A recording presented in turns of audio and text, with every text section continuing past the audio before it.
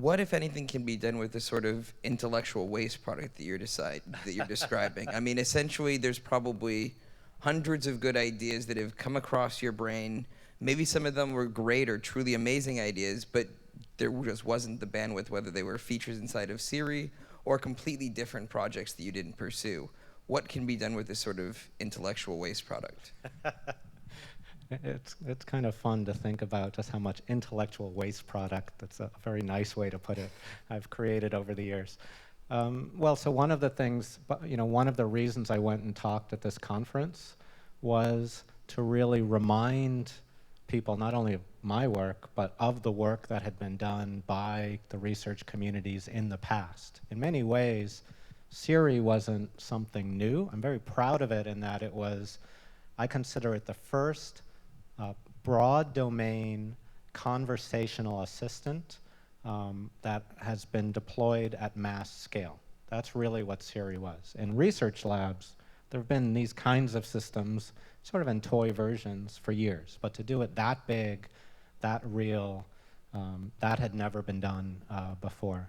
So, but by coming out with SIri, which was, a relatively simple version compared to the things that have been attempted in research labs before, it now gained customer acceptance, consumer acceptance.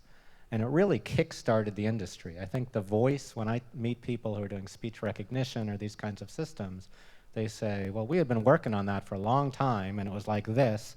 And then SIri came out, and all of a sudden the interest went like this.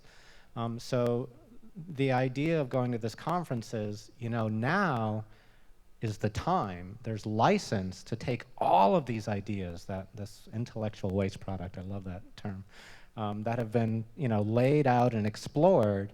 Now there's a vehicle and a consumer interest to bring this to the world, because do people want a smarter, more capable SIri? I think yes, they're now ready about it. When we started SIri, we're like, I had no idea whether anyone would want a SIri. So I had these questions. We started the company and we said, the iPhone had just come out. They were all nice and shiny. And Google was in a place that consumer perception was people could do anything with with Google, sorry. And so it's like, who's going to need a different way to access information? It was a real challenge. I didn't know whether this was the case. So when we went to venture capitalists, we're like, how do we convince them that they need yet another way to access information? And our CEO, Doug Kitlaus, came up with a great way. He would walk into a meeting, he would say, I've got some money here, and he'd pull out, a $100 bill. All the venture capitalists would perk up because, money's on the table, right? And he'd go, hey, do any of you have those newfangled smartphones? And they all pull out their, iPhone and BlackBerry and whatever, and they're all proud of it. Do you have apps on those phones? Yep, I've downloaded the latest apps. Oh, that's great. Do you have Google on that phone? Yeah, I've got that too. Great. I've got $100 here. If anyone in the room can answer 3 questions in 5 minutes. And their fingers are poised, they're ready. And then our CEO would say something like, okay, here's the deal. Your customer is coming into town. He's staying at this particular hotel. He loves Indian food.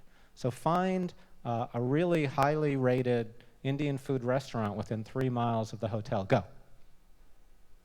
And they're like, well, I've got Yelp over here, but how do I join the information from 3 miles? And so he'd give 3 kind of real world questions, and you realize there was no one app that could do it. That Google could get you to links, and then you're going on this little screen and a typed key. You just can't do it. And then he'd pull out his phone and go, find great, highly rated restaurants within 3 miles of this hotel. Boom, there's the answer. So we had to teach people there was a need for something they didn't know they needed, right? Okay, so now I think everyone says, yeah, I use SIri somewhat. I have a need, I want it, but I think, does everyone want a better one? I think so.